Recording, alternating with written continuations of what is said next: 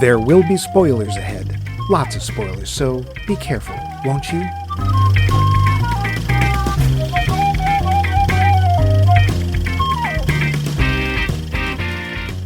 Is that Max Levine? Is that Max Levine? Get over here and give your old Auntie Mike a big hug. Oh, look at you. Look at you. You settled in good. Got everything you need. Dear gods, what happened to your face? You been chewed on by a wet hyena? Some prince kiss you, turning you into a frog? There was a gnat in my hair last night. I couldn't get it out.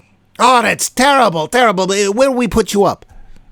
The Bumpy Lux? The Bumpy Lux, never heard of it. We'll get you a suite at the Motel 6 or the one with the castle, the Howard Johnson. Hell, you can stay with the pony. Oh, thanks, but I was hoping for a place a little more barnyard and less... Less what? Newark, less Bridgeport. It's not a dirty word. Go ahead and say it. Okay, less Bridgeport. Fine. Here, the podcast host is king. Well, Duke anyway. Anything you want, anything you need, you got it, baby. And if you don't believe me, how about all them zeros in your paycheck? It's nothing but zeros. See, nothing but the best for our podcast hosts. So, what kind of podcast do you like? Well, gee, to be honest, I don't listen to podcasts much. You know what? That's okay. That's totally okay. You probably thought that when we hired you, we'd look down on you for not listening to podcasts, but let me tell you this. Every day out there in the world, there are millions of people who don't listen to podcasts. We just hired one of them, and that one is you, my friend. We're only interested in one thing here. Can you make us laugh? Can you amuse us? Can you make us think? Can you distract us from the fact that this is Max Mike Movies? Oh, I hope you like our little skit, our little touch of theater here. And it's themic to boot. Barton Fink is the latest film in our little series in Hollywood called Ready When You Are, CB. And boy, is it a weird one. The Coens made this in 1991, and we're still talking about it today. At least we will be once we introduce our host, that fiend among friends, Max. My wallpaper is Peeling Levine. Tell us something deep and symbolic, Max. Mike, the forgotten Coen brother. Zeppo Coen. And I am just Mike. What is that smell loose? We're going to get to the movie in a minute, but before we do that, we're going to get to something far more important. Ooh. Poll question. If you might recall, if you were here last week, we asked what on-screen couple had the worst chemistry. Besides us. Besides us, yes. To make that point, didn't we? Here's what you had to say.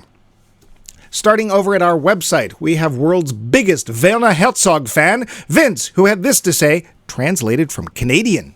Ooh. Quote, Dane DeHaan and Cara Delevingne, is that how we say her name? Yeah. As Valerian and Laureline from Valerian and the City of a Thousand Planets. A beautiful film, but these two are supposed to be lovers, and I barely felt like they'd ever met. They are supposed to be wisecracking action heroes, and their roles just came off so flat and lifeless, I didn't just buy them as a couple and found it impossible to care if either of them lived or died.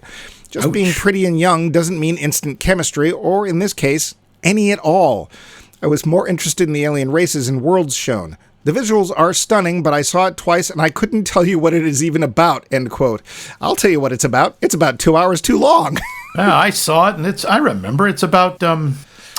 You're thinking of the other film. Oh, this one's about... No, this was the thing they were looking for. No, it's got a city. No. They were trying to stop planets. Lots of planets. Thanks, Vince. Rihanna's in it. Is she? Yeah. Good She's the shape changer. Her? That is literally the only thing I remember about that movie. I think it uses all the colors. I think so. Yes. Probably twice. Valerian, City of a Thousand Planets, Planets of a Thousand. Yeah. Anyway, Faces. Thank you, Vince. Over on Facebook, Kate Potter was first up with, quote, Stephen Fry as Oscar Wilde and Jude Law as Bosie. Is it Bosie? In Wilde. I think so. Wilde! I never Fry saw as that. It's almost I keep meaning to. Yeah, me either. Fry as Wilde is perfect casting. Jude Law was certainly young and gorgeous enough to play Bosie, but when the two of them were together, it was just painful, end quote. Oh, dear. That does sound painful. Yeah. Thanks, Kate. That sounds all hurty. Hurty McGurty. I don't know. Steve Kellner was next with, quote, Richard Dreyfuss and Marsha Mason in Goodbye Girl, and didn't believe it for a minute, end quote. Never seen it myself. Have you seen it? Yeah, I have. I don't know. I mean, it's been a long time. I thought it worked, kind of, but Well, Steve didn't, and that's all that counts. Thanks, Steve. George Saulnier offered, quote, hard to beat Julia Roberts and Nick Nolte, end quote. Oh. I think he's talking about a 1994 movie called I Love Trouble. I think that's right. And that sounds terrible. Thanks, Hey, George. Julia. I'm going to make out in the scene. Now, to be fair, we're, of course, paraphrasing riff tracks who have a thing with Nick Nolte, but I'm sure he's a very nice guy. I'm sure he is. So, but thank you, George. Brian Mundo wrote, quote, you know what I'm not going to say, end quote. We're going to guess it's Bruce Willis and Mila Jovovich in The Fifth Element. Thanks, Brian. Almost couldn't get my engine started. Regan McStravick posted, quote, there are so many to choose from, I'm going to add one that probably nobody else will, and that is probably more about the script than personal chemistry. Humphrey Bogart and Mary Astor in The Maltese Falcon. I mean, Really? At the end, he has all these lines like, I don't know, maybe you love me and maybe I love you too, and talks about how he'll wait for her to get out of prison, and I just think, really? This entire story, I haven't seen even the smallest indication that the two of you have any fondness for each other at all, or even that they like, respect, trust each other. Like, are we just supposed to assume that just because they are both big-name stars, well, of course they're in love, so their relationship doesn't even need to be developed at all? The whole romantic aspect of that film is just weird, end quote. You know, love Bogey in that movie, love Mary Astor, but I can kind of see his point. Yeah, he's not really wrong. And see our entire episode on blah, blah, blah, blah, blah. Thanks, Regan. Steve Harvey said, quote, Jake Gyllenhaal and Heath Ledger, unconvincing couple. I just could never believe Jake. I like him in other things, but he was not convincing as a man in love, end quote. He's talking about Brokeback Mountain, of course. Thanks, Steve. And see our entire blah, blah, blah, blah. And blah, blah, blah, blah. Steve came back later and added, quote, while we're at it, Timmy Chalamet and Armie Hammer. All of these All of these gay romances played by straight actors do not make for chemistry. I honestly couldn't believe Armie as having any interest in Timmy didn't come across. Except as a snack. Oh, yeah. I mean, he does have, that's a very touchy subject, and he does have a point. So thank you, Steve. That's a rather tender subject.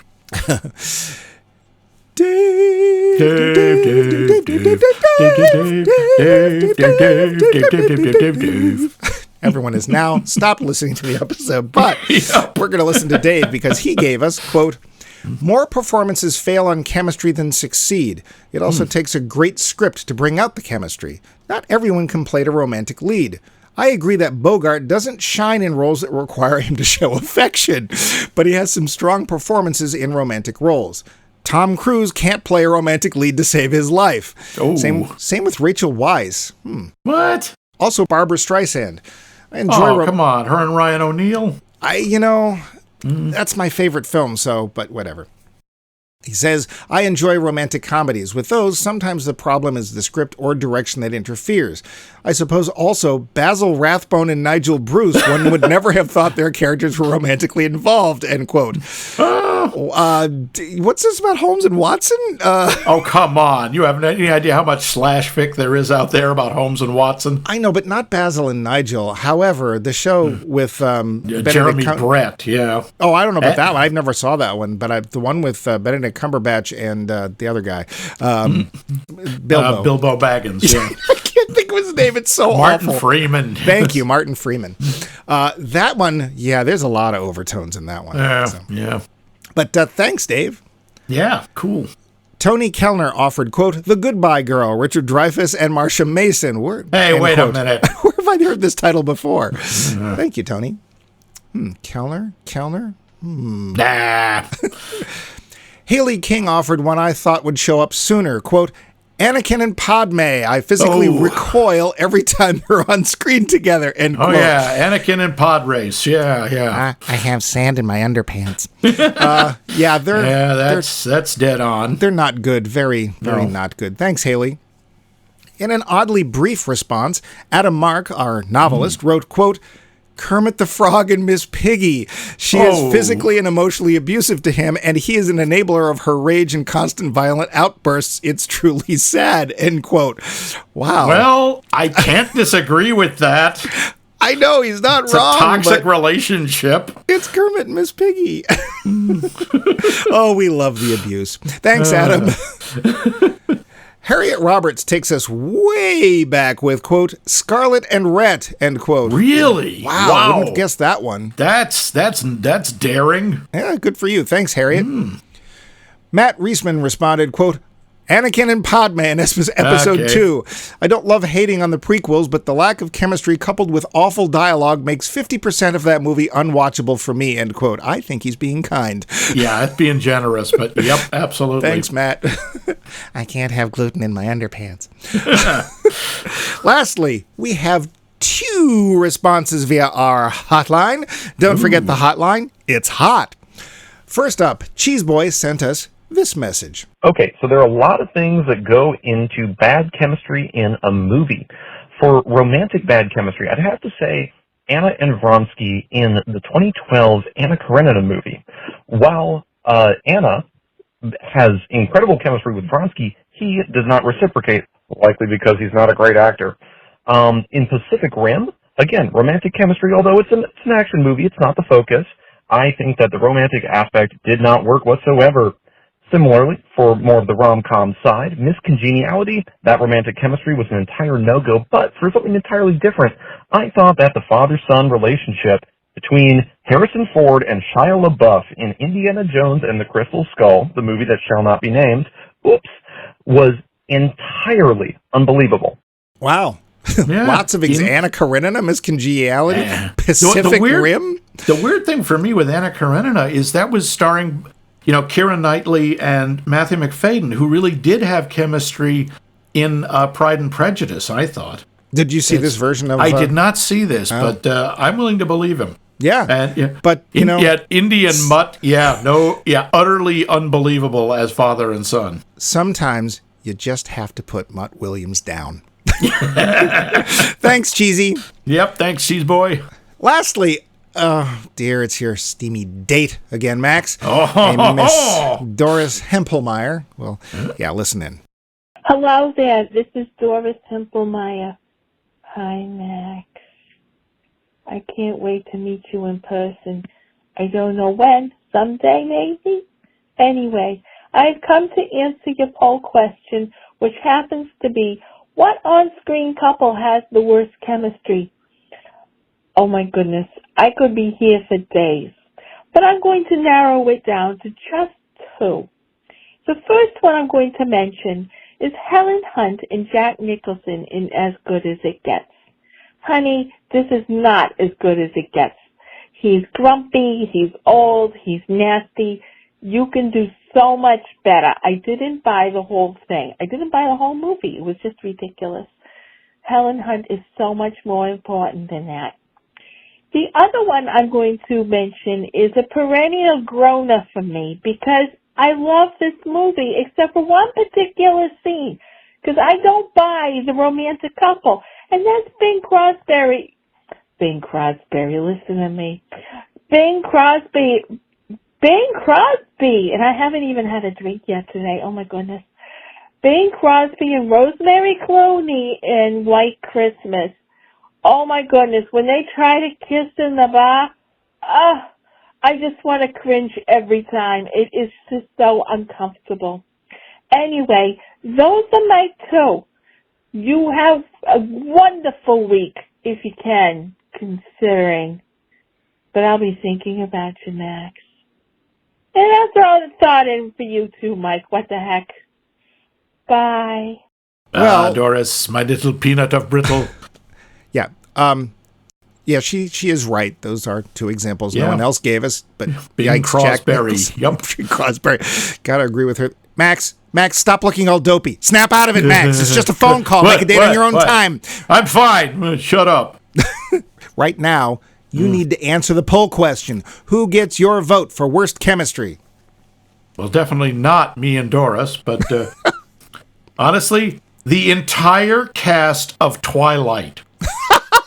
all 5 movies. There are a bunch of people who are supposed to be romantically involved. You know, all the vampire couples and Bedward and Ella or whoever it is. Bedward. And I don't buy any of it. Yeah. Any of it. I don't buy that they're like. I don't buy the sibling relationships. I don't buy the romantic ones. I don't think there's any kind of like parent-child chemistry, and there certainly isn't anything between the leads. You know who has chemistry? That's Bella and what's her name? Alice. One of the vampires. And they don't even have very much, but they're the closest thing. And the rest is just painful. Huh. What about you? Who's your number 0? I gotta go with Padme and Anakin. Yeah, that's fair. That so is fair. bad. Just that, I mean, now it's become a thing. Like, oh, don't hate on the prequels. I'm sorry, they're bad. Yes, they are. They aren't entertaining. I don't buy the whole how he became Darth thing. I don't care about pod racing. I don't care about trade negotiations. But those two, just nothing. And the sad thing is, I will say, Hayden Christensen, I saw in one other film. It was a film called My Life as a House with your absolute favorite actor in it. And I actually... The Dark Lord Klein. How did you know?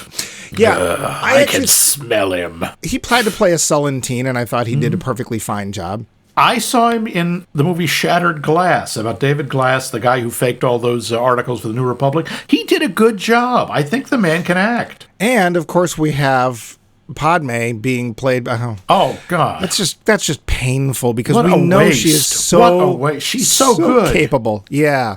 I mean, back when she was, 12 when she was in The Professional? Yeah.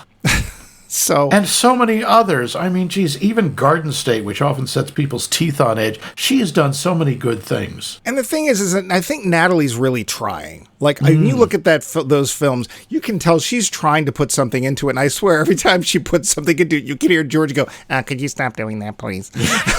Oh, yeah, she's trying. She's trying not to throw up at the dialogue she has to spout. Yeah. My transmission's magnetized. That's a leaper. A personal leaper. Anyway, Yep. That's who I'm going to vote for. I'm sure there's plenty of other good examples. Actually, I thought a lot of the ones people brought up were great. So thank you so much for your answers. They add a lot of fun to our little show.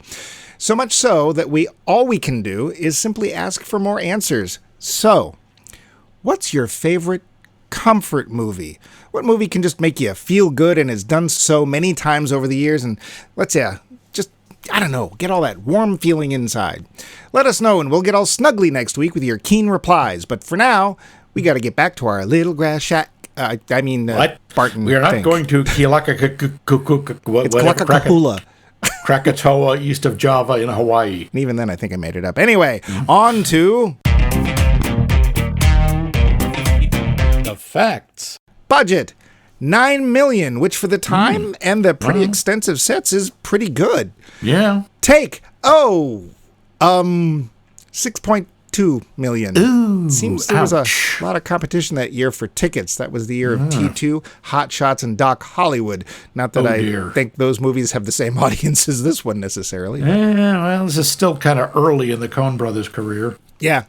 Well, but say what you will, the French loved this movie. It was the first film to ever win the top 3 awards at Cannes. Best Actor, Director, and the Palme d'Or, which is French for Palme d'Or. D'Or. It means gold. Oh, gold door. Okay. You hurt. While getting ready to play the title character, John Turturro took typing lessons. He used those lessons to write the script to Romance and Cigarettes, a movie that Coens would produce in 2005. Yeah, neat.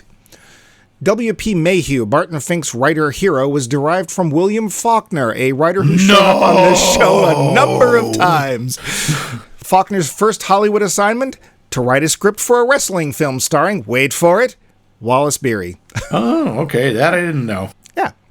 Speaking of inspiration, Barton Fink was more or less based on writer Clifford Odets, who was also a screenwriter with a playwright's background. He was also interested in depicting the drama of the everyday man.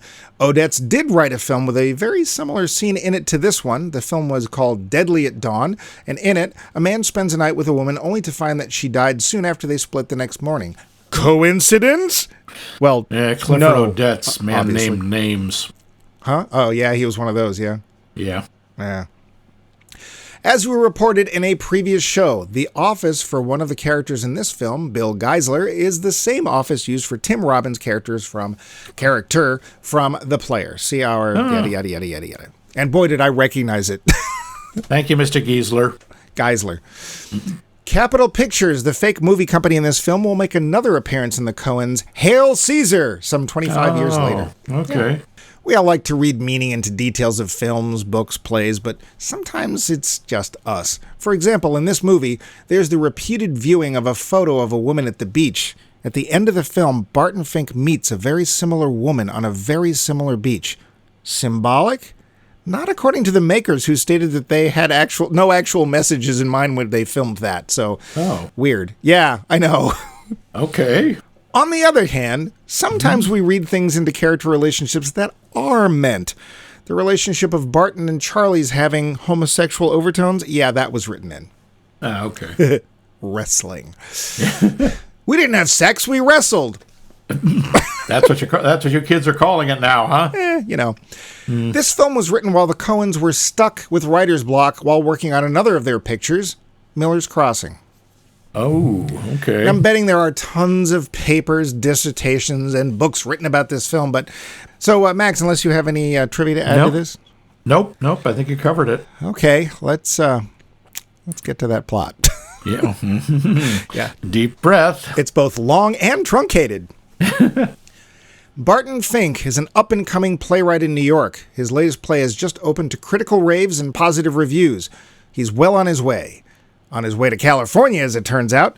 Seems Hollywood wants his talents at Capitol Pictures. They want to put him on contract for the princely sum of $1,000 a week, which in 1941 was a ton of money. Initially reluctant, as he wants to tell stories of the average working man, Fink is convinced and off he goes. When he arrives, L.A. is not what he nor we expected. Choosing to live amongst the real people, he gets himself a room at the Hotel Earl, a building that initially seems utterly uninhabited except for the bellhop, Chet. I'm sorry, I have to say that with an exclamation point. Chet! Oh, and the elevator guy, Pete. Or eventually, yes. The place is hot, it's not in great shape, and has definitely seen better days all around, but what better place to set up shop and write? Barton has a meeting with his benefactor, Jack Lipnick, who seems overflowing with support. There's just one thing. They need Barton to write a script to a wrestling movie, a definite B picture about, wrestling. Unsure he can do it, Barton goes back to his room and tries to write. He hears loud laughing or crying coming from next door, so calls down about the noise, only to find out that his neighbor, one Charlie Meadows, isn't pleased, but comes over to apologize. The two men start up a sort of friendship, with Meadows calling in on other nights. Thing is, Fink just can't get his head around the idea of writing a story about wrestling. The deadline is approaching and nothing is coming. He's told to seek out help from another writer and comes across one of his idols, novelist W.P. Mayhew. He and his girlfriend live nearby, but when Fink goes to visit, he finds Mayhew has been drinking heavily, and his girlfriend Audrey won't let Fink in. They get together later, but it's once again over drinks, where Fink finds out that not only is Audrey in an abusive relationship, she likely co-wrote or even wrote several of Mayhew's scripts and possibly his books. Well, to make a long story short... Too late. I know I could count on you. Fink and Audrey get together. She gets murdered in his bed without his knowing. Charlie agrees to help hide the body. The police show up and tell Fink Charlie is actually Carl Mundt and a serial killer. Fink gets a flash of insight, writes his script, turns it in. It's seen as rubbish. Charlie comes back. The hotel catches fire. Charlie kills the two cops. Fink strolls out of the hotel to a beach where he meets a woman who is a match for a photo that has been on the wall of his hotel room. Fade out the end.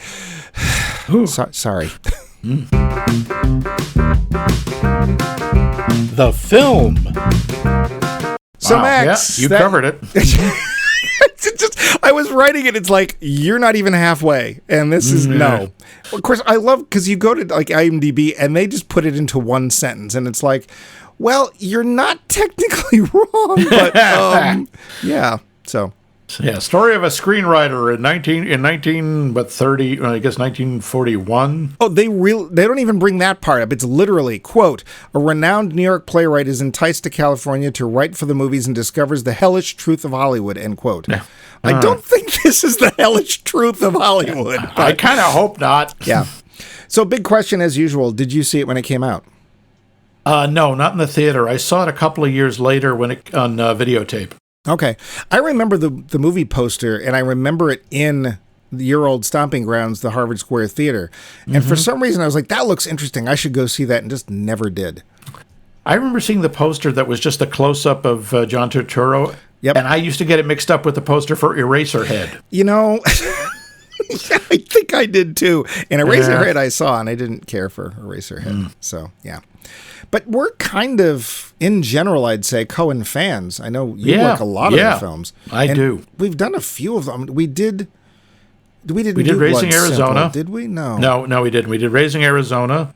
We did this. Well, we're doing this. Yeah, I know we did, at some point, we did Fargo. And I want to say there's another one that I forgot was their film. So maybe 3 or 4. Possible. Yeah. Which I suppose out of 313 episodes isn't that big a percentage, but still. Yeah.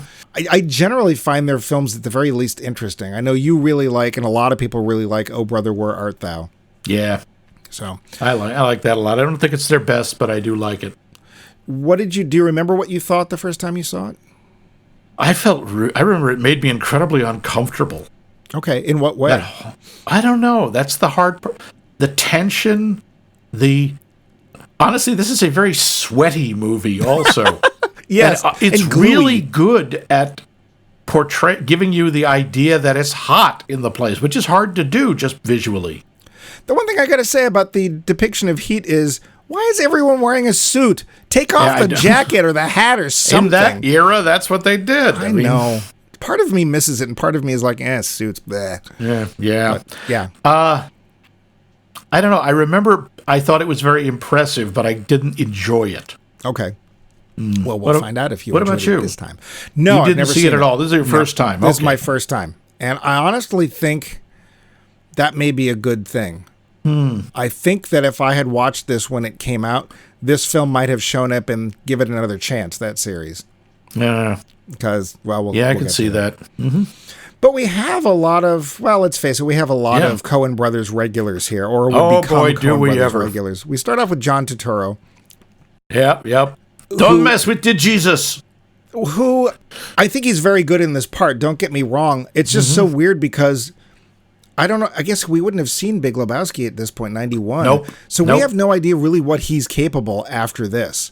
Yeah. And it ranges everywhere from the Transformers movies to things like you just said, Big Lebowski. And that's the other Coen Brothers film we did, Big Lebowski. Yeah.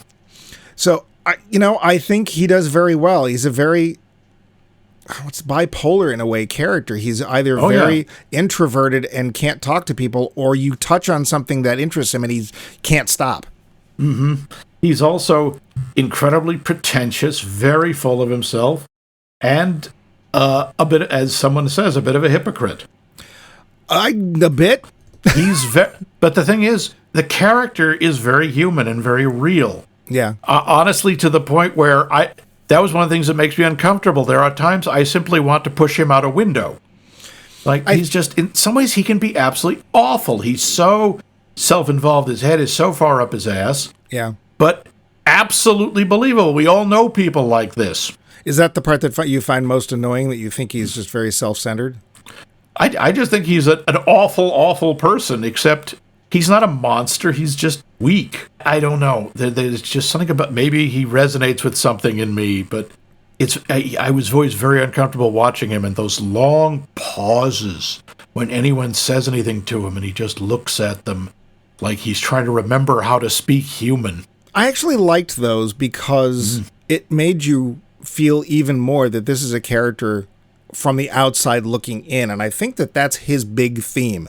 And one of the big themes of the movie is being on the outside looking in, because he's all about the working man and stuff. And it's like, what the hell do you know about the working man? Yeah. You're a playwright in Broadway.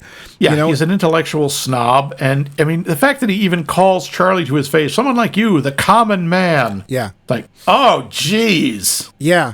And then when, he talks about wanting to portray the stories of the common man, he won't let Charlie get a word in edgewise. Yeah, he just wants to talk. He just wants to hear himself talk. So again, it's a really complex and interesting character. It's just hard to watch sometimes. in a way, I'm glad he's flawed in that way because he's coming across as like, Prince Wonderful. And it's like, dude, you're basically in a way capitalizing or even, what's the word I want, where you're taking advantage of somebody. Appropriating, in effect, their culture that he thinks he's above. That's the thing. The implication in all of it is he is a superior being, not just outside, but above. Yeah.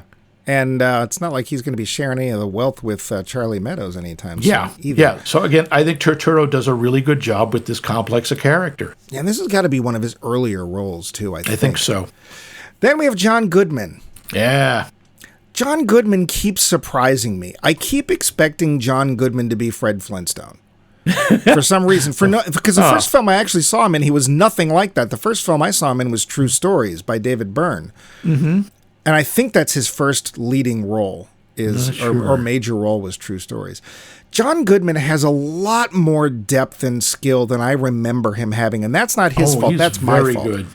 And he really is really good in this because let's put it this way: it's in the theme song. You should know by now. There's spoilers. I did not see his part coming at all. Yeah, and once it comes, I totally believe it. That's the thing. You think back and you go, okay, this actually makes sense with all these other things, because he has this incredible combination of joviality, vulnerability, and menace. Yeah, it's like I'm nice to a point. And some of it is his physicality. John Goodman is a very big man, not just heavy, but he's tall, and he just has this incredible sense of size and presence about him that when he wants to can be really intimidating. Yeah. And especially next to a very thin John Turturro, it's pretty obvious. Especially there's one point where they wrestle, and it's like, well, we know how this is going to go. Yeah, it's obvious that Barton Fink is uncomfortable with this in the first place, as well he should be. But it's like 1, 2, 3, smack, and that's it. Yep, so not even close. Yeah, John Goodman, not just for comedy. No, but he's done a lot of drama. I've seen him do stuff. He can be amazing. I know. I just keep forgetting, and then I see him, and he's really good, and it's like, damn. Judy Davis, she's there. I think she was really interesting too. Just very, very underplayed. I don't think she's underplayed necessarily. I just don't think they give her nearly enough to do. Her part is very small. Yeah. And really fascinating. Yeah. I know. It's like, you always hear about, who's the woman behind the man? And usually that's just somebody who schleps around laundry or does the dishes or makes their food or maybe is there as emotional support. Maybe in this case, muse. Yeah, well, and I think I have a note about that. I think she actually is, especially when she teams up with Barton, she comes to his room, she's playing the part of that classic Greek muse, right? She's trying to get the most out of him, allow him to concentrate on what he's trying to do to, her own self-detriment, although we don't know that's coming because, surprise. The idea that she's writing all this stuff and is fully capable, and of course nobody can know about it, is just sad. But I don't think anything bad of her performance. I just don't think we get to see enough of her. Yeah, I can see that. So, Michael Lerner is Jep Lipnick. I think he might be a little over the top, Hey, he's the only one who got an Oscar nomination for this movie. Really? Yep, Best Supporting Actor. That's surprising. He's been around forever. Michael Lerner's been in everything. He's been in MASH. He's a character actor. I can't help but think that he was a little over the top to just be in stark contrast to John Turturro.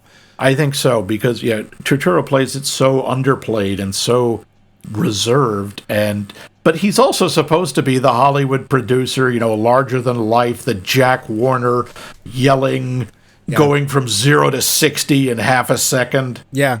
I mean, I enjoyed his performance, but it was really treading that line of caricature. I think he was supposed to be kind of a caricature. It's like Joe Polito, who's Lou, who's, his assistant, who he apparently fires randomly. Yeah. Well, he used to be the head of the studio. Yeah, and he muscled him out. Yeah. And I guess he's just around because what else is he going to do? John Polito has also been in everything. Yeah, him I didn't recognize so much. But. Oh, I did. He's been on every TV show. He's just, you look at him, you go, oh yeah, that guy. He's one of those, that guy in that thing. Yeah. John Mahoney, best known probably as the dad on Frasier, plays W.P. Mayhew, William Faulkner. Yeah, who we've also seen him in Say Anything. See our episode on Say Anything. The Did John we do Cusack. Say Anything? Yes, we did. I don't think we did. I have the entry. Yeah. Oh, I don't I looked it remember up. doing that. I only remember We seeing it did. once, and I don't remember for this show. But trust Max, he probably looked it up. Yep. Not a huge part, but I think he throws everything he's got into it. And the first time we meet him, when he's in the restroom, he's very enticing. I think he's very interesting, and I do want to know more. And then we get the 180, and it's like, cripes, okay. Well, yeah, this guy's a hardcore alcoholic, Right. like Faulkner. But the thing that I like about his introduction is we don't see him at first. He's throwing up in one of the stalls, and you see he has his handkerchief neatly laid out on the floor for him to kneel on. So it's like, oh, he does this a lot. Well, also you get that idea of that proper, Southern gentleman. Yes, the Southern gentleman. Yeah. Who goes around singing Old Black Joe over and over again. Yeah. Hey, Well, I mean, that's uncomfortable. well, not least of which because there are literally, let's see, no black people in this film or people of Nope. color besides Tony Shalhoub. I guess it's the closest we're going to get. Speaking of which, a similar kind of treading the line of caricature as was Michael Lerner, as he played Ben Geisler. Thing I liked about this is the only thing I knew him from was that show Monk, and I couldn't watch the show. I'd see previews, and that character was so uptight and so retentive. I'm like, I can't watch that show. I heard it was really good, but I didn't watch it either, but yeah, Tony Shalhoub is a friggin' chameleon. I mean, he's done everything. The Big Night. He was in Galaxy Quest. He's done all sorts of stuff, and he's sort of like Robbie Benson. He's played about 35 different ethnicities. I hope at least he has one. Robbie Benson, let's see, how do we put this? Doesn't. No, See he our does not. entire episode on Walking Tall. Yeah, or don't. That was Walking Tall. Was it Walking Tall? No, what was the one where he played the Chicano? Oh, I cannot remember, but think maybe it it was was. Walking Tall. Yeah. I just keep thinking that's the one with Joe Don Baker as Buford Pusser. Oh, maybe. What the hell was it? Don't see our entire episode Yeah, on the yeah, one with Robbie yeah, Benson. yeah. It's in the Whitewash series, but whatever. It's painful. Man, it's hard to actually mention a movie anymore that we haven't watched, but there's still tons. We're Then we good have like Steve that. Buscemi, who's there for a second. Yeah, and he's fun. I always like seeing him, and he is very much a Coen staple. Yeah. It's like, hey, we got to get Steve a job. Like he needs one. And Steve Buscemi is kind of one of my favorite Hollywood success stories. Let's face it. Steve's not a pretty man, He's not classically handsome, shall we say. but he's a really good actor, and he's still managed to carve out a really good place for himself, and good for Yep. him. I have never got- seen a bad performance. He has such a cool voice, too. Yeah. I can't explain why, but his voice is, when he talks, you instantly know it's him, and you can't help but listen to whatever he's saying. Yeah. So, yeah, I'm a fan of Steve Buscemi. But Steve Buscemi rocks. after that, as we said, there's lots of white people in this film. Yeah. Because apparently people of color, this is 1941, so they haven't been invented yet. Nope, they have not. Which, to be fair, I think that's actually pretty common in a lot of Coen Brothers films. Yeah. Yeah. Also, not a lot of big parts for women in Coen Brothers films. Oh, I don't know. Except Raising for Arizona and Fargo. Holly Hunter. And Fargo, but Raising Arizona, too. And of Give course, me that baby, you warthog from hell. Of course, in Fargo, it's one of the Coen's wives. So I don't know if they were married yet, but yeah. I don't Marge. think yet. Marge. Always liked you, Marge. Oh, gonna barf. I love that character. She's pregnant. Yep. She's just out there doing her police thing because that's what she needs Yep. to do. Okay, So, I'm yeah. all right. Now I'm hungry again. Yep. So a pretty good cast. I don't think Oh, yeah. there's any slackers. There's a couple of potentially caricatures performances, but that's fine. Then we have notes. I did notice that there's a lot of John in this movie. Did you see that? There's 3 Johns in this. There's many Johns. Yep. We start off with a play that apparently Barton Fink has written and is being produced its opening night, and we hear it. Were you impressed with the performances you heard for that play? Not really, no, but it sounded very New York theater of that era. To me, the best thing in that play was the fresh fish guy. Okay. I just love that. There's this guy in this wrinkled suit, sitting on a chair off stage, reading the newspaper. He looks up because he knows his cue's coming, puts the paper down, walks over, does his one line, fresh fish, and goes back down, sits down, picks up the newspaper again. Kind of the truth of Broadway, isn't it? I think that's just absolutely believable. Yeah. And then when the curtain goes down and the cast all goes out for their applause, their standing O or whatever, they do something that I swear I cannot ever remember having heard in a theater ever, and that's people calling for author. Have you ever actually heard people do that? No, because usually the author isn't there. They're only usually there like opening night, and usually on like the first run of the play. And I usually don't get to go to those. Yeah, who does, right? Because that's only $3,000 a ticket for that third balcony in the back. Are you kidding? That's enough just to get you past the first usher. So yeah, there was a weird sort of callback and stuff. But they do it. I mean, I've always heard this. They apparently do that. If the author is there and they like it, they call for the author. At least they used to. I don't know if they still do it. Yeah. That's when U2 can take the stage for Bring On the Night or whatever that Spider-Man play was. Oh, God. Yeah. Turn on the dark, I think. Or whatever. Turn off the play. Yeah. I got a question for you, though. Yeah. What's with Fink's hair? I don't know. I mean, normally I'd think, okay, they're really trying to play up the Jew fro. Yeah. Which many of my people have, but it is very odd. It goes up. Yeah. It's like it adds, I'd say, 2-3 inches to his height? And I kept looking at it. Like he's talking, but I'm looking at the hair. It was such an odd choice. Yeah. Well, it's one of many odd choices. One of a number. Yeah. There's actually a lot of interesting discussions in here. And one of them is when they're talking about his writing and he talks about it as being art. And then, of course, the question of money comes up because you can't have a discussion about art without there being a discussion about money. What the hell, yeah. And initially, he doesn't want to go to Los Angeles because he wants to write stories about the, working man, the common day person, et cetera, et cetera. Although, again, it's not like he's not taking money for that, and he's on Broadway. Which, to be fair, I know Broadway is not like the money that Hollywood is, but even then he must have been earning a pretty decent living. Yeah, well, of course, he was living with his parents and his Uncle Maury. Well, they were there. I don't know. Was he living with them? To me, that was implied, but maybe not. Yeah. So he still goes because it's $1,000 a week, and I don't know Which how many. The guy says he can get to $2,000. I mean, $12,000 a year. Or no, that's a week. $52,000 a year. In today, 1941, that's a lot of money. Even today, you could probably scrape out a living on $52,000, depending on where we're living. Not L.A. Not in L.A., no. But it's got to be at least 10 times that. It's got to be $500,000 bucks a year, which is not chump change. So he still goes. So that adds that layer of.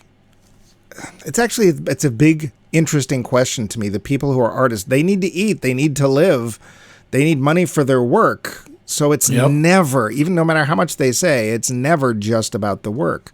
Yeah. And I think that opens some doors for this character that they do examine, although not on screen, they leave it for us to do, which I think is interesting and very trusting. Yeah, they leave a lot on our plate, a lot for us to dissect or a lot for us to interpret. And I appreciate that. I actually like directors that trust the audience to, have a brain. A lot of the Coen Brothers movies, they expect you to be able to figure it out. They don't do all the work for you. Well, and I did have trouble with this one, but we'll come back to that. We get to the Capitol Pictures, and one of the things that Jack Lipnick says is, "We need more heart in motion pictures." And it's like, oh boy, that hasn't changed. That was 80 years ago, and we still. And that awful lie that he keeps telling him, the writer is king. Sure he is. Well, interestingly, we do see some evidence of that in some of the films that we've watched for this series, that at one point, writers were at least heavily paid. I'm not saying that they weren't asked to do things like write wrestling movies for Wallace Beery, whom I had to look up because I literally had heard his name once, and it was in a Dick Van Dyke Show episode. So, yeah. Well, that's because he peaked in the 30s. That's why I haven't heard much of him. That would do it. Yeah. Did any of the shots, especially in the hotel, remind you of any other motion pictures you might have seen? Oh, yeah. The shot of the hallway made me think of The Shining. Yeah. Apparently you weren't alone in that. Big time. Yeah, big time. A lot of people felt there was some very Shining-esque moments in that. I think so. The camera work in this, I think, is remarkable. It's his room. When you see Fink's room, the first shot of it, all I could think is, oh, God, that's the dreariest room I've seen, and I can't tell you why. Because it's not like there's, like, rats crawling around on it or everything is filthy. It's just tired. Yeah. The room just looks worn. And this is before the wallpaper starts peeling off the walls because of the heat. Yeah. I think, too, that I didn't bring this up in trivia, but their regular cinematographer, Sonnenberg, I think his name was, was not available because he started to become a director, so they had to get somebody new for this. And apparently it worked out really well because I think they used him on a bunch of other movies. I'm not surprised. They must have, because a lot of the shots in this are like, you go, oh, yeah, that's Coen Brothers right there. Well, and parts of it also said to me, I think Wes Anderson was paying attention. Yeah, I think so. There's a lot of straight-on shots. A little more cheerful, but yeah. Yeah, the Grand Budapest Burbank, It's such a weird feeling of heat because there's this moisture to it, which is very not L.A. L.A. is very, very dry, which is why it keeps bursting into flames. I'm sorry. It will occasionally burst into flames! Thank you, Jackie Stewart. FX Racing! It's great. Up around the turn comes the Starship Enterprise. I don't know where you went at Warp 10, but yeah. Now, there's actually one shot in particular that they challenged their new cinematographer. They're like, okay, we're going to have a sex scene. Okay, I can focus on the sex, right? No, we need you to pan away and go down a drain pipe. Yeah, again, that's fascinating, but what the hell? Does that mean, like, something about him is draining away, or he's draining her? So there's two things going on here. This is literally a visual pun on old Alfred Hitchcock doing the train through the tunnel. Oh, God. But also, remember, they talk about early on when Barton Fink hears Charlie Meadows, and Charlie Meadows comes over and says, the pipes in this building, they're just like, they bring sound like crazy. So I think the suggestion is that what they're doing is now being broadcast to the rest of the hotel. Oh, okay, I thought that might be part of it. It's just such odd symbology. And you hear the laughter down the pipes. Yeah. But which I assume was supposed to be Charlie, sort of, even though he's not supposed to. No, he is still there. That's right. Train in the tunnel, Max. Wink. So, yeah, or it leaves down the river. I don't get it. Someday you will. No, you won't. Some of the little things like the notepad or the card for the Hotel Earl, a day or a lifetime. Oh, my God. It makes you want to stay again and much? Again. Yeah. That adds to that tiredness of the room.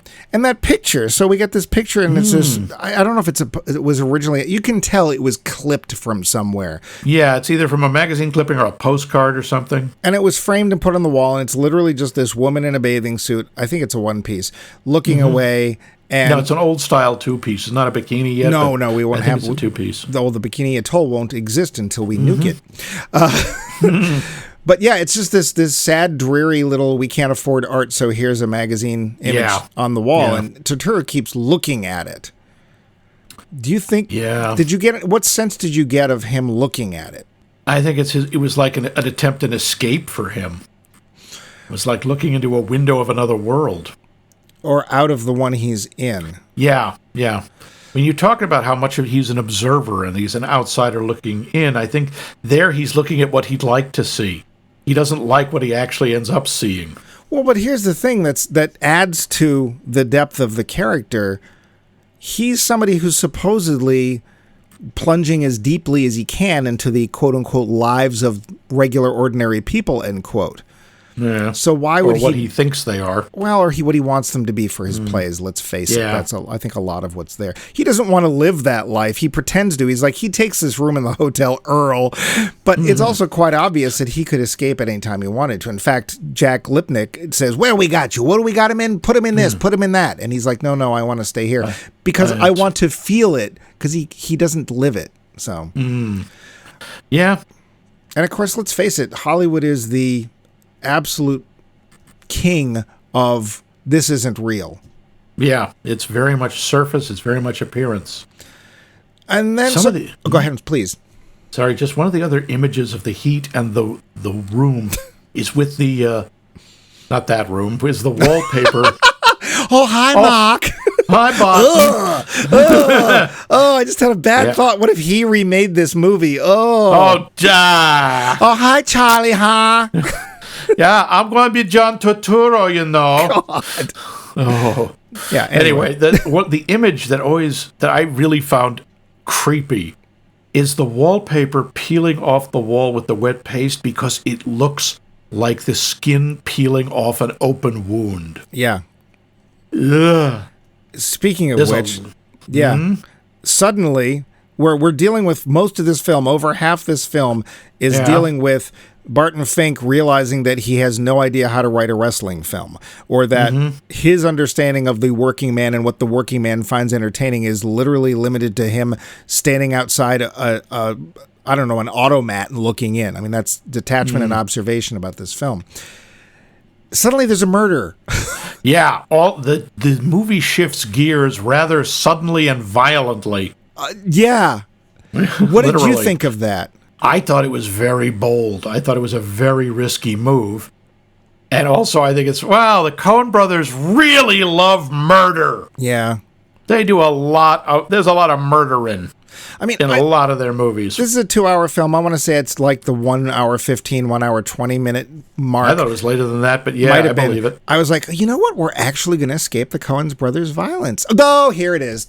Now, to be fair, for the Coen Brothers, this is pretty tame. It's fairly tame. We don't actually see the murder take place. We see the aftermath. Somehow Barton Fink doesn't see it happen either. Yeah, how do you don't notice that? I don't know. Which is also the question, who killed her? I assume it's Charlie or Madman Months. Well, and the only reason, I don't know who else it would be, but I think that's the thing. We're not given any other options. Well, there's no one else in L.A. This is the emptiest L.A. has ever been. The only thing I thought is maybe like Fink is losing his mind and he did it and made himself forget. But I don't think that's who he is. There's no blood on him, and it's not who he is. He's way too passive for that. And I kept waiting for it to be a dream. And when Charlie shows up, I thought that because he basically, Barton Fink wakes up and there is an eviscerated Audrey next to him that he only notices because he finally sees that mosquito and he slaps it. And when he hits it, he realizes that the blood isn't flowing. That's rather a lot of blood, yeah. Yeah, and then finds out she's literally been eviscerated, and he, of course, freaks out. And I thought, oh, this is some weird dream about him having sex, and, he's guilty for some reason. And then, no, it's not. And he goes to get Charlie, which maybe that was even planned. Who knows? I don't know, but... Well, Charlie, he says he's the only person he knows, really, in Los Angeles. Yeah. And Charlie's like, I'll take care of this, and he grabs body and leaves. And then later he's like, look, I got to go back to New York for a bit. Hold on to this for me. Have you seen the movie Seven, by the way? So here, kaplunk. What's in the box? What's in the box? I have that in my notes. And, this is one of the rarest occurrences of Chekhov's gun where they get away with says, it. Screw you, Chekhov. We don't know what's in the box. We know what's in the box. We're pretty sure. Yeah. The only line he gives is, I lied. The box, it's not mine. Yeah. So it's not your head, okay? Well, I think he means it's yours. It's your responsibility. It was your tryst, whatever. Yeah. But yeah, he gives Barton Fink this box, and then these cops show up, who are just short of Jack Webb.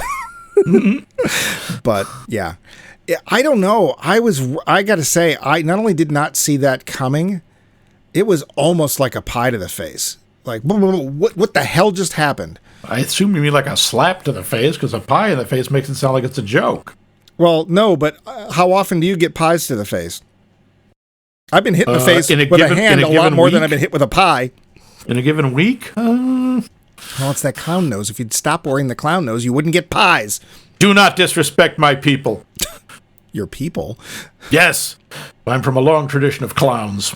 Oh, that's true. Mm-hmm. Wish they were better at it. Be a clown, be a clown. It is...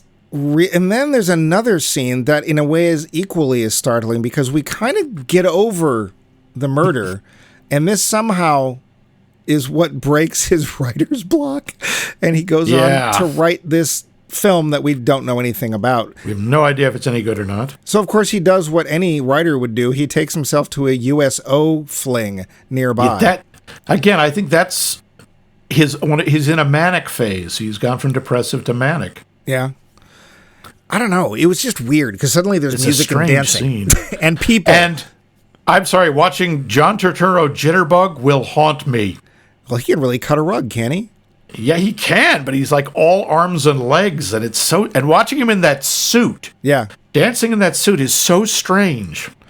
Well, and then we get that sailor boy coming up wanting to cut in, and he's like, "Hey, I ship out tonight, buddy." And I'm like, "Well, we know what that's supposed to mean, but yuck." Yeah. So there's a couple of points in this film where it's just literally, blah, blah, blah, blah. But that's okay because the rest of the film makes total. Well,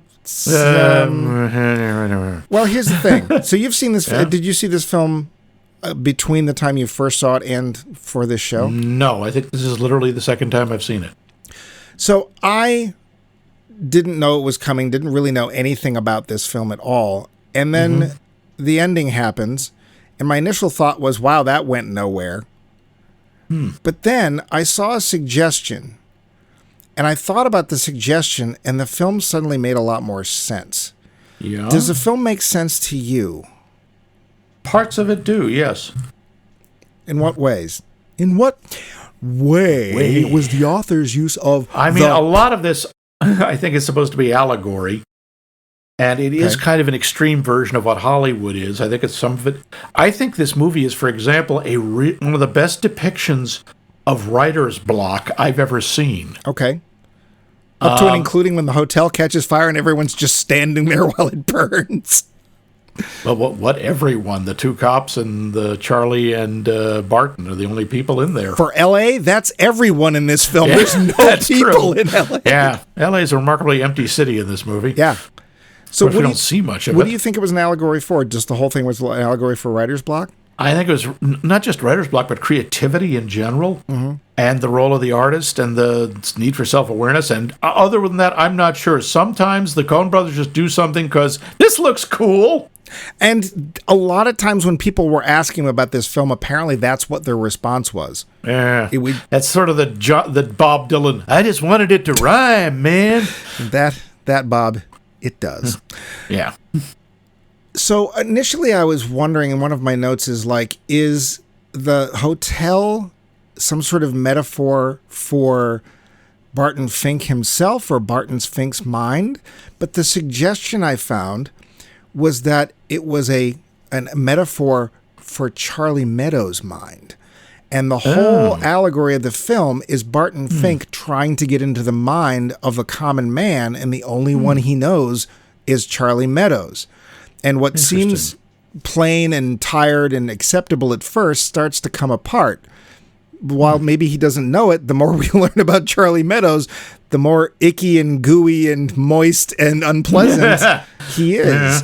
And at the end, that's an interesting idea. The fire and stuff represents him trying to get out and back to his own mindset, which would also add to the manicness of him going to that USO show and dancing, I'm free, I'm free. Of course, he's not yet, but I don't know. What do you think about that?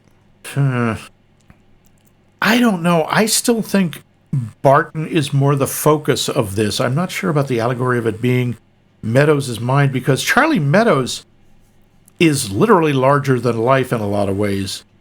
The sequence at the end of John Goodman wreathed in flames, carrying a shotgun and roaring, "Look upon me! I will show you the life of the mind!"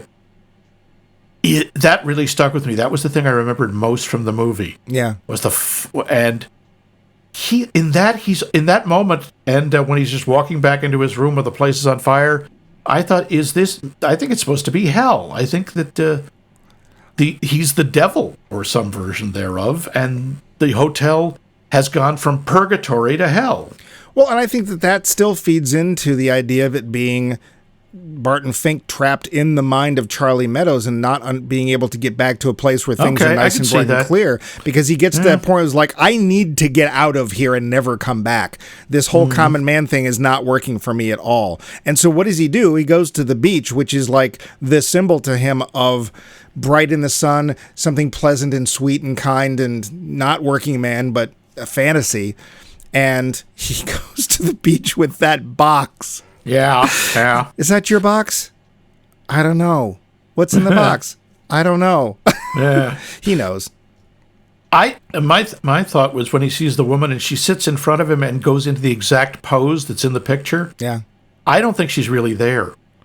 I think his mind's finally snapped and he's just pulling things out of his memory. Well, the Coens aren't going to tell us because No, they said they there's are no not. symbols. They But never tell us. But what we're going to tell you is whether we liked this movie or not. Yeah.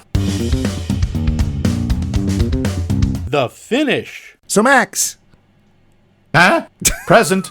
surprise. Oh, right. I'm going to ask you what you thought of the film. Max, you were interested and confused back in 1990 or whatever Yeah. when you watched it on videotape. How do you feel now? It's interesting seeing this more in the context of having seen a bunch of other Coen Brothers movies since. I think it's way more interesting. I do like it. I can't say I enjoy it because it's still very uncomfortable and very tense. And that's due to the direction, it's due to the script, and it's due to the performances. So I think it's really well done. I just don't think it's any fun.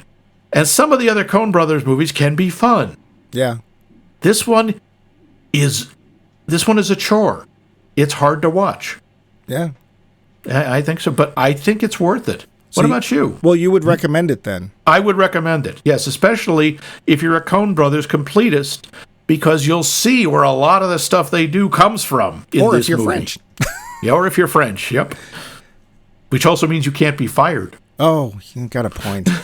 What point? How should I know my head? All right, we've done that one so many times. Okay, Yeah, we are now sorry. putting to rest the French person sketch from Kids in the Hall here on Max Mike Movies. I know, but so You will be missed. you will be missed. What did I think? Yeah. Well, interestingly, I kind of thought that we were watching the movie that Barton Fink had been writing that nobody liked, or at least that Jack Lipnick, like this was what he wrote, and we got to see it, and he's like, what can I do with this? You know, this what is this feeling? This fruity picture about feeling. But it's, of course, has nothing to do with wrestling. And I really did not care for it. When I came out of the film, I'm like, I don't understand. The ending makes no sense to me. I don't get what this was about. You threw me off the horse too many times. Thank you, Bumpy. And then I saw that recommendation about it being the hotel being Charlie Meadows' mind. And it's like, that actually not only makes sense, but that's kind of cool. So I think that not only am I glad I didn't see this when it came out, I'm really glad I came across that quote or that observation because it now does make sense to me. And it is, I will agree with you. Absolutely. It is hard to get through. It is a bit of a chore.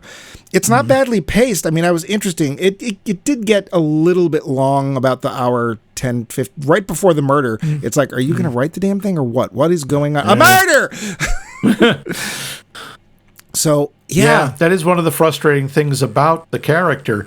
Again, it makes him very believable, but the fact that he doesn't do much for most of the movie, he's just like, I don't know what to do. I don't know. And the problem is, I can really identify with that. Yeah. Anyone who's ever tried to write anything knows what that's like. You must know anyone who's tried to create something and had it not work in their head for long periods of time. You must know what that's like. Comic, that's why I'm 8 years into a 400-page comic and only halfway. I don't get writer's block so much. That's usually not the issue. Actually, it was between comics when I was like, I want to do a comic, but I have no idea what to do. And it was years. It took me years to get through that. Wow. So, yeah, watching somebody have writer's block, not necessarily the best motion picture. And to be fair, even though I picked this film, I'm going to say it barely fits the criteria for this series, which is not the film's fault, because we're not really seeing behind the scenes in Hollywood. Yeah, not really. But I'm still glad I saw it. And it's not a film I will come to again and again, but it did make me think, and it did show me some respect because it allowed me to try and figure stuff out on my own. It didn't spoon feed you. No. So, yeah, I'm especially if you're a Coen Brothers fan, if you've not seen this somehow, like I hadn't, definitely go back and take a look and, make your own conclusions. But it was interesting. But you know what else is interesting? Our poll question. Yes. Yeah, because I'm not doing transitions anymore. I'm just going right into it. Okay. So we'd like to know, what is your favorite comfort movie? What movie just gives you the feels and makes you feel all snuggly and warm? You can tell us what that film is by writing us directly at us@maxmikemovies.com. Go to our website, maxmikemovies.com, where you can leave a comment, talk to Vince, talk to Cheeseboy, talk to anybody else who shows up. Give us ideas for movies that we should watch. Give us ideas for series that we should do. Maybe even just give us some feedback and say, hey, you know what? You guys stink, but you had a point about such and such. Or, my God, you guys make my day. You're so amazing. We haven't had one of those yet. Probably never will. Yes, we have in my mind. That's very lonely in there, isn't it? Dark and echoey. Dark and empty, and there's cobwebs, and you keep banging your head on the ceiling. Speaking of cobwebs, you can also go over to Facebook, where you can find our page, which is, I don't know, Max Mike Movies. Leave us a comment, answer our poll question. Same thing, leave a comment. Lastly, podcast apps. Polecat apps. Podcast apps. Ornery polecat. We're on them. Find us there. You already have if you've got this far. But you know what else you can do when you've got this far is find out what we're going to watch next week as part of Ready When You Are, CB. Yeah, good luck with that. Let us know when you find out. Max. Oh, right. I'm supposed to tell you. Yes. Yes. Yes. Well, we're doing another movie about movies. And also another John Goodman movie. What? The Flintstones? Yes. No, not that's TV. Well, no, that was a movie. Oh, wow. Yeah, it was. A Man Called Flintstone. No, he was in a Flintstones movie. I know, but that wasn't about movies. Along with Paul Atreides, strangely enough, but whatever. Yeah, and Halle Berry. Was she in that? She was. She played a character named Sharon Stone. Actually kind of funny. I'm gonna say though, Halle Berry, I really like her as an actor, but man, she has picked some really bad parts. Oh, I don't know what you mean, Catwoman. Yeah, I mean she's not Jason Statham, but anyway. So yes, but what we are going to watch is a movie which blends the idea of B movies with the Cuban Missile Crisis. Because sure. Oh, you mean, and it's not Red Zone Cuba? It is not Red Zone Cuba, and there is no flag on the moon. We have avoided Coleman Francis as best we could. So far. Yeah. Yes. 313 shows, Coleman Francis free. We got one of those signs with the number on it. Oh, yeah. We're going to see Matinee. Matinee? Yes, we are. Oh, yeah, Matinee. Huh. Matinee. And this is a movie about Hollywood, behind the scenes, huh?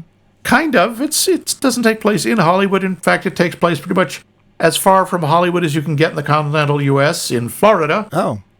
But it is about making movies. Oh. And it's particularly about, well, it's an analog of a truly legendary filmmaker who had the honor to work with the core man on several occasions, William Castle. Oh, are we going to have to install tinglers in our seats? I already have mine. Turn up your tinglers and tune in to Max Mike Movies next week.